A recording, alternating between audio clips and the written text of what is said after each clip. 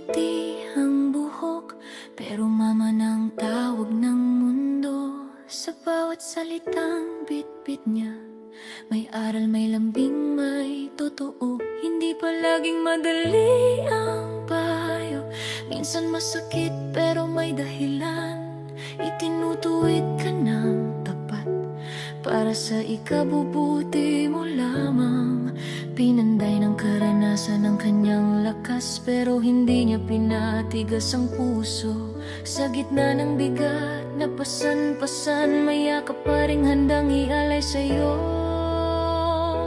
Mama Ina, ikaw ay dakila sa mundong pagod. Sasaya ka sa presensya niya. Kahit siya'y sugatan, siya'y aawit pa rin para ipaalala na may nagmamahal sa atin. Mama Ina, puso'y dalisay, hindi man perpekto pero laging tunay. Kung may katulad niya sa mundong ito, mas madaling mabuhay, mas madaling magmahal ng tunay.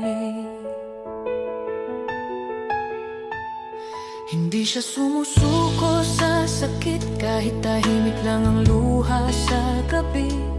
Mas pinipili niyang umiti para ikaw ay di na mag-alala pa.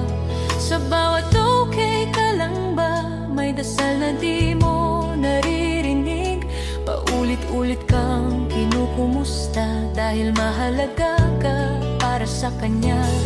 Nagsimula lang siyang magsalita sa kamera, sa katahimikan. Hindi para sumikat o mapansin, kundi may makausap sa laban niya rin.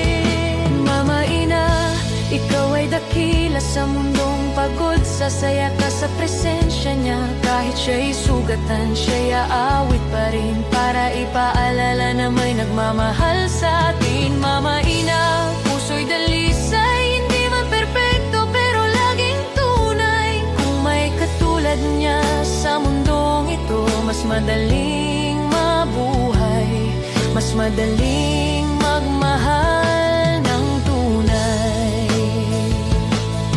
Kung alam mo lang ang bigat na tinatago sa likod ng tawa, maintindihan mo ngang tapang ay pwedeng maging banayad pala. Hindi lahat ng bayani may kapa o medalya. Minsan sila'y umaawit lang habang nilalabanan ang sariling digmaan.